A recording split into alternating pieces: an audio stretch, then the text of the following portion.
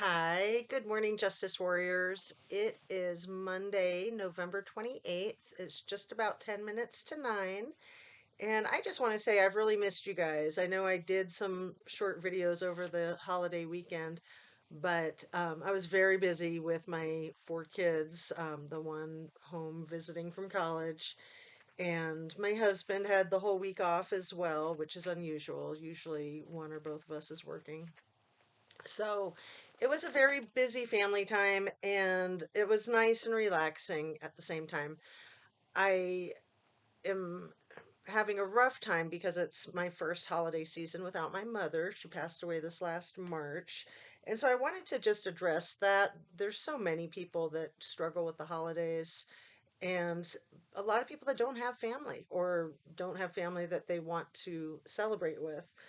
I think it's really important to define family for yourself. It can be chosen family, of course, pets, animals, and also just to enjoy your own company. You don't have to be around others. So, whatever it is that makes you happy, really focusing on yourself and self care. So, in this holiday season, I'm still focused on Kylie Rodney and Trinity Backus. There's been the horrible, horrible quadruple murder in Moscow, Idaho, that so many folks are looking at, and it's just so tragic. The violence against women. I know that one of the victims in the Idaho murders was a guy. For me, though, my passion is to combat violence against women. It's also to improve police, police reform. I don't like to say the anything about the defunding the police because I think that's absurd. I think that police need to be held accountable and they need to be held to the highest ethical standards. That is what they're sworn to do when they take their oath, they are sworn to protect and serve to the highest ethical standard possible. And, I think that when that has failed, not only are they failing the public, they're failing themselves, and it's just not acceptable. It's absolutely unacceptable. So anyway, with my list of similarities between Ms. Kylie Rodney and Ms. Trinity Backus, I think I'm at about 75. It's kind of silly to be counting. There's just so many, and I'm really truly not thinking that the two are connected. I just am asking, could they be with upwards of 70 similarities? And I'm not even joking. Like, the only distinct difference that I see is the hair color. I'm sure other people see more distinct differences, but the few differences that I had or had question marks with, I have just kind of thought about them differently. Like, for instance, wondering if they were both born out of wedlock. I'm pretty sure that Kylie was absolutely not born out of wedlock, but I'm pretty sure that Trinity was. But just looking at that as that they're both from broken homes. You know, Unfortunately, a lot of children are from broken homes. I'm from a broken home, and it does make people more vulnerable, especially the kids and especially females. Stepfathers can be very questionable and dangerous. I'm not saying that these stepfathers are, but it is kind of typical. Step parenting is rough. It's very rough. So let's just get down to the bare bones. Again, shall I start at the beginning? Shall I start at the end? I often like to start at the end of things and move backwards. So I'm going to go ahead and do that. So let's just look at the fact that the rescue dogs were not able to help really in tracking either Trinity or Kylie. That's odd, especially considering the fact that they both had dogs as family pets. That usually would make a another animal that would pique their interest, right? So the connection, a loose connection with Joseph Horvath potentially owning the home that Ms. Ashley, fake auntie suspect, has been living in, sharing Joseph Horvath sharing a post office box with Jägermeister's mother and Swammy's relative. That that's just a very, very bizarre uh, connection there. So in both cases, the girls were getting phone calls and texts from these last people that they had contacts with. In Trinity's case, that was Ashley. And in Kylie's case, that was Sammy and Jägermeister. Um, both of these girls' social circles were interested and involved in fight club types of activities. I'm curious about both of their birth certificates. I know Kylie's birth certificate has not been found by anybody that I'm aware of in the true crime community. And then Trinity's, it'll be interesting to see if that is on her death certificate, if that's on her autopsy report. So both of these girls were excessively emotional when they vanished. Older dudes were present in both cases. Both were in very precarious, dangerous situations, and their mothers either knew the extent of the situation or they should have known the extent of the situation. I feel like I had mistakenly stated in my last video that they both knew, and I don't know that for a fact. That they should have known. They're mothers. These are 16-year-old daughters going to parties. They should be fully aware who's going to be at that party and drugs and alcohol. I mean, that's just common sense. So, Trinity was allegedly homeschooled just starting recently, and as we know, Kylie was homeschooled for most, if not all, of her life. Both of the cases were investigated by Sheriff Moon, Captain Sam Brown, and Deputy Christopher Stanio. And Deputy Christopher Stanio, as we know, is Trinity Backus's mother's ex-husband. And it seems like they may have been back together. I'm not sure.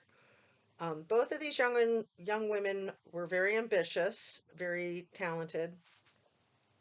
Um, let's see, they were both freaking out and yelling at somebody at the party. So in Kylie's case, we're not sure who that was. And in Trinity's case, it was like she was yelling at everybody or yelling at the house, allegedly. Um, the Philip Ferrarco connection is that young man was Sammy's boyfriend at the time of Kylie's disappearance. And then he is also allegedly friends with folks in Trinity's social circle. Then there's the Sunshine Fowler connection, that Sunshine Fowler is the mother of Trinity's boyfriend, Francis Fowler, and also a high priestess in the religious organization that Kylie's mother is a part of, and Sunshine was at Kylie's celebration of life. Um, so, what strikes me as really odd in both of these cases is that the moms have not shown any anger or frustration with the lack of accountability in the cases of their daughters' lives being lost. I mean, that's just unbelievable. Um, so both of these young women were with others in these like social gathering situations, and then all of a sudden, poof, they were alone and then found later deceased. Makes no sense. There were delays in calling 911. I went over that before. In Trinity's case, it was simply an hour, which does not make sense to me with the way the story is told, that there was a panic as soon as she ran away from the house in her socks. That, they were all like just doing everything they could to chase her and calling the mom right away. It just doesn't make sense to me. Like, a teenager is going to go outside. You're not going to think that they're going to run away. You might think that they just want some privacy in the garage to talk to their boyfriend or something. I mean, the story just doesn't make sense. And then with Kylie's case, as we know, it was like basically the next day, the end of the day, like 5 or 6 o'clock in the evening, that she was reported as a missing person from her mother. I think made that call, and it is odd that that call was not made earlier. In the morning when her mother woke up and she wasn't around, when she couldn't find her for a few hours, and then just as the day progressed, why 6 in the evening on a Saturday? I mean, it's not a business day, but 6 would be like the end of business hours if it were. And, you know, that just puts it into the weekend hours when there's a lot less business activity going on. So both cases had multiple ever changing accounts of what had happened. Both of their mothers have reported that the girls were very responsible and not partiers, actually. Both of these cases have inspired a certain citizen in particular to go on a lot of discussion panels on YouTube and defend everyone in each of the cases, except, of course, not defending the victims at all. The blaming the victims is just wrong. Even if the victims made some poor choices, you still don't blame the victims. You just don't. So the law enforcement is also blaming the victims for their own deaths. Both of these young victims have close family and friends with serious arrest records. With Kylie, Jägermeister, her stepdad Tony, and maybe Sammy Smith. With Trinity, it's her biological mother Andrea and her fake Auntie Ashley and fake Auntie Ashley's boy toy Logan. Both victims were bad-mouthed on social media by the primary persons of interests. Again, in Trinity's case, that's Auntie Ashley, and in Kylie's case, Jägermeister. Both of these individuals found it acceptable to speak to the deceased as stupid and dumb, and these people are a couple of the very last people to have contact with the victims. That's extremely suspicious. That type of disrespect towards a victim that you allegedly care about? No, no, that's completely off. So, no Amber Alert in either case, no money trail in either case. No video surveillance surfacing of their last days. And I've spoken about that before. Really the last 72 hours before a person is deceased or missing is key, similar to the way the first 48 hours in their investigation is key. So the fact that video surveillance hasn't been dug up from traffic cams, from doorbell cams, from stores or banks, it's just really odd. I would certainly hope that police, the sheriff's departments have that in their possession. But again, they should be reaching out to the community, asking for that type of information, and sharing what they do have in efforts to try to find out more. So, I already said this one. In both cases, the canine units were not able to track them, but that is so important. That is so, so unlikely. That's a lot of valid, concrete information right there, in my opinion.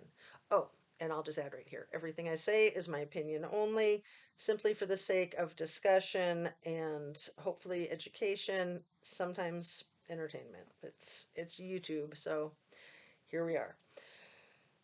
Both had very large search parties of over 100. Both had conflicts within their social group just before they were vanished. Both timelines are questionable. I think both of those I kind of repeated. Both have 1030s as significant time frames from the night that they went missing. Both just got their driver's license. Both were 16.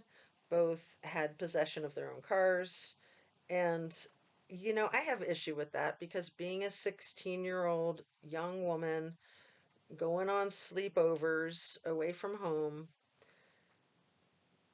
without any parental supervision or checking in, that's just a recipe for disaster.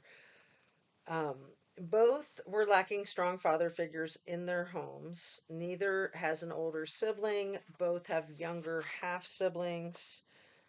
Um, both were fair skinned with green eyes, extremely attractive, long hair, slender, tall. They were both allegedly under the influence when they quote unquote vanished. They both had boyfriend types who were not allegedly present, but both of the boyfriends were sort of part of the story, with Jagger, although his story changed many times, and I still recall the first story being that he was at the party, and that was recorded by Fox News. Um, it could be incorrect, but the story changed to him going fishing with his dad, and then some story about him having his own party, his own graduation party back there in Napa. But then he stuck with the fishing with the dad story, and the dad said that that checks out. He vouched for him. Um, and then, with Trinity's boyfriend Francis, he has gone on the record saying that in the last 6 months that they were together, that that was one of the few nights that they were not together. So that just makes me very curious about what he meant exactly. Like, were they spending nights together? Was she sleeping at his house? Was he sleeping at her house? Where exactly did Trinity live? Where does her mother live? Where's her younger sibling live? I'm very curious if there's a housing instability issue, which, you know, again, makes people more vulnerable. So, no one else was hurt or missing in either of these cases, despite the fact that there were people present who were said to be doing the exact same things as the victims. That's highly, highly significant. Both were amongst their frenemies when they vanished. I really can't call these people friends. There are reports that they both allegedly had head injuries. So I know some people have a question about that. The reports were that Trinity had fallen down and hit her head when she was out, you know, in her socks before they found her naked under the brush. And then the alleged head injuries or head injury with Kylie um, is, I think, maybe kind of explained by a flimsy story of falling into a hole at the party by one of the party goers. Could be explained by a quote unquote friendly fight with the fight club thing. I don't know. So both of these um, have pretty much been determined by law enforcement, although we do not have Trinity's um, autopsy report that has not been released yet. But they both have been alleged to be natural, accidental, and self induced fatalities. They both pretty much died of exposure to the elements, allegedly.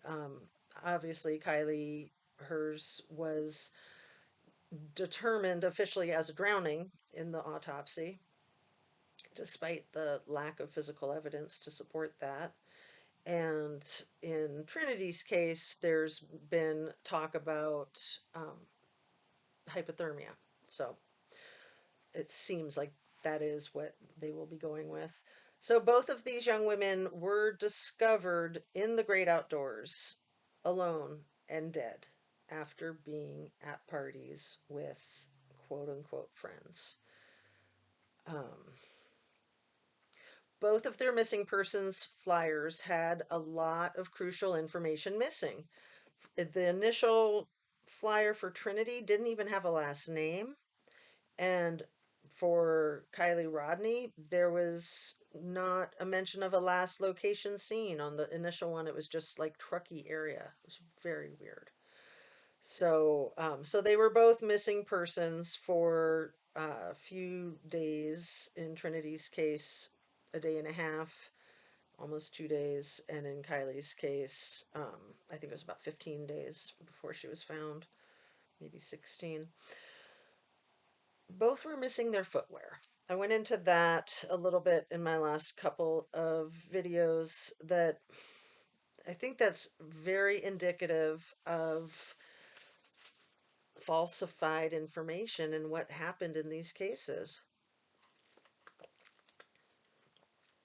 There's really not, in my opinion, believable accounts of why Trinity was missing both shoes and why Kylie had one shoe on, one shoe off.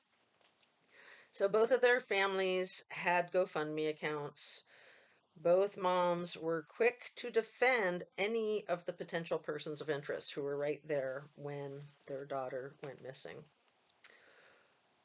Um, in neither investigation, I covered this one, no research about the last days, weeks, or hours of their lives leading up to the tragedy. That's huge. That is just ridiculous, in my opinion. Both stepdads have grow operations. Both of their families do not want anyone asking questions or trying to seek the truth.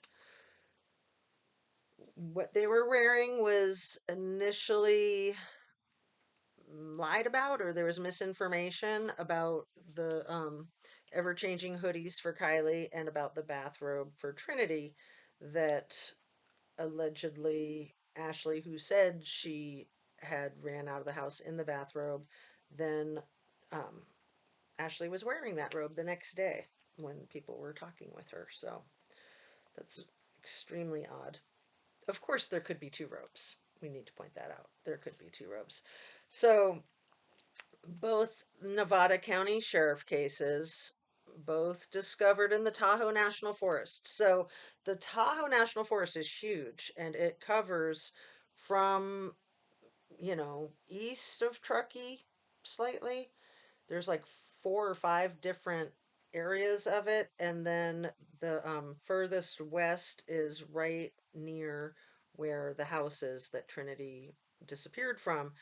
And that road, Kentucky Ravine Road, is like a horseshoe shape, and the top of the horseshoe is in the Tahoe National Forest property, and that's where she was found, a half a mile from the house. So, both of the homes that these two missing girls were connected to are hospitality rentals, and that could be relevant. That could certainly be relevant. Again, it just kind of adds to the instability in the housing. So, um, let's see if there's anything else I really wanted to mention here. The issue that Trinity's ex stepfather is a deputy for the sheriff's department, for the Nevada County Sheriff's Department. And then Kylie's stepdad had been a career criminal, it looks like, on his record. Um, Both of these young women worked in the food service industry. It seems that both families had financial stressors, real significant financial stressors.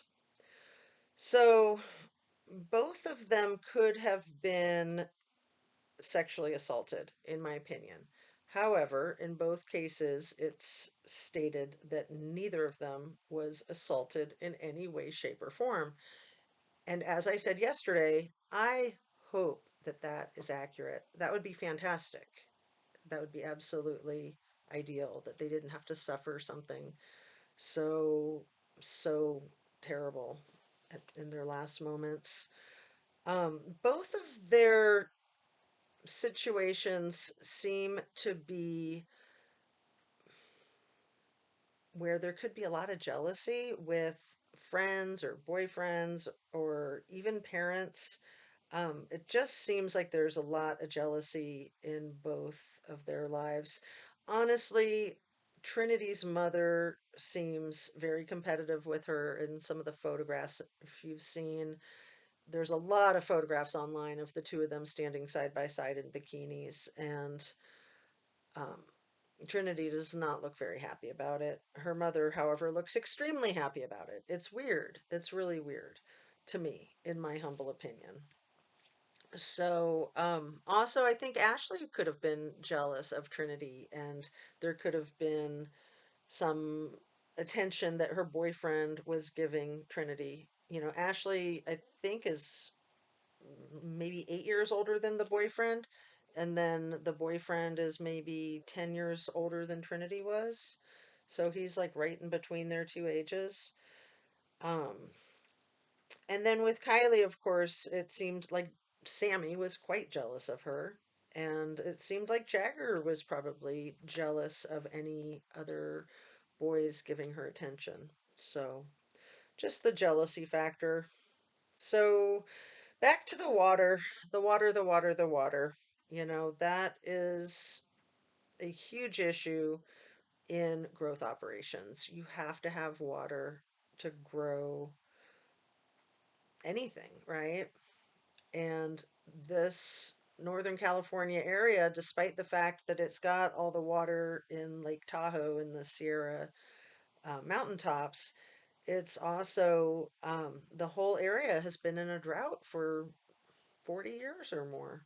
So these operations require water. So even if it's a legal grow operation, like in Tony's situation, I believe that it is a legit business. Um, it's still going to be a challenge to get water. So that is something that, as we know, Kylie's granddad has owned water companies and rights to water. And there's been a lot of lawsuits over the years that Sammy Smith's mother was involved with against Kylie's granddad. And and then you've got Sammy Smith's other relative on that post office box with Jägermeister's mother and Joseph Horvath, who allegedly owns the home that Ashley lives in, that Trinity disappeared from. And that post office box is connected to water companies. So, I think that it's significant just to keep in mind. And again, another similarity is that we never really did hear from either of the stepdads. And to me, that's very odd, especially considering that one was law enforcement and that the other one, um, over what, 3 or 4 months, we've maybe only heard Tony speak one time publicly in an interview, and he barely said anything, right? So, again, I just want to be specific that I'm certainly not concluding that these two cases are interconnected. There are many factors that seem like they could be interconnected, but I am not drawing that conclusion. I am simply wanting to explore the possibility and just how come there are so many similarities. Healthy, young 16-year-old females should not be going missing and turning up dead. It just shouldn't be happening. And for two to happen in the same county in the same few months with so many overlapping similarities is just so suspicious, in my humble opinion. So, the cases, there's a lot of duplications, there's a lot of matching parallels. Um, I just don't know what else to say. Again, my issue is violence against women. I am deeply, deeply opposed and horrified by the level of violence against women in our culture. And I'm also just very inspired to try to hold police accountable and to keep the level of transparency in law enforcement to what it is supposed to be in our democracy. So, um, I think that's about it. Uh, yeah, that's all for now. Again, I always want to thank you guys for watching my videos. I really appreciate the comments and the input. I am going to be trying to get back to doing my lives in the next couple of days, so look for that. Please hit the like button, share, and subscribe if you feel so motivated. And as always, in closing, I always like to remind myself and you to drink your water. One sec. Eat healthy, get your exercise, um, be just kind to yourself, kind to others, and especially take really good care of yourself during this holiday season. I think the average American gains 10 pounds between Thanksgiving and Christmas, and then they spend the rest of the year trying to lose it only to do it again. So I try really hard not to be in that average. And, with all the treats and chocolate and feasts around, and the stress of the holidays, the stress of family, um, that can be hard. So, try to pay special attention to that and just eating well, eating your produce, and getting your exercise and getting your rest. Like I had mentioned in one of my last videos, getting your rest is literally more important than getting your exercise. So if it's one or the other, get your rest, right? Put your feet up and just be kind and forgiving to yourself and to those around you. All you can do is try your best and accept other people for where they're at and what they're offering. And if it's substandard to you, then just draw healthy boundaries and keep your distance. I'll get more into that on the next few videos because it's really all about boundaries. If you can keep healthy boundaries, it doesn't matter if people aren't nice. You just keep healthy boundaries and you're fine.